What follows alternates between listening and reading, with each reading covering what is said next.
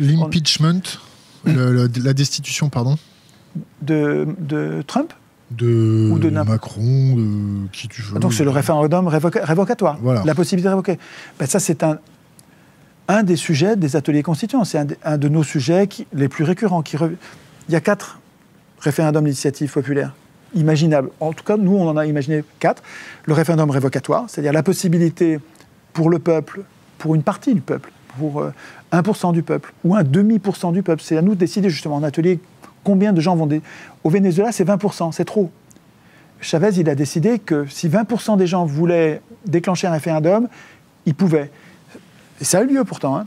Donc, mais le seuil est si haut que ça n'arrivera pratiquement jamais. Donc il faut mettre le seuil beaucoup plus bas que 20%. Il faut le mettre en Suisse et en Italie, c'est 1% ou un demi%. Et donc, à la demande d'une petite partie de la population tout entière peut être appelée à révoquer un élu ou un responsable politique, à voter une loi que les parlementaires ne veulent pas nous donner, à abroger une loi que les parlementaires veulent nous imposer, ou à changer la Constitution. Voilà, les 4 domaines, constituant, législatif, abrogatoire, donc législatif pour construire une loi, législatif pour supprimer une loi, et révocatoire.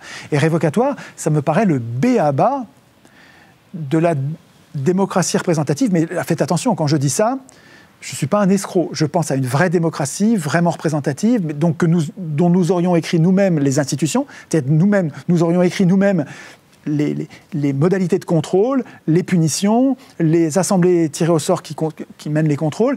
Et dans une démocratie représentative comme celle-là, donc, il faut au moins pouvoir évoquer les représentants. Quand on s'aperçoit que le représentant n'est pas digne et ne fait pas l'affaire, il faut pouvoir le révoquer.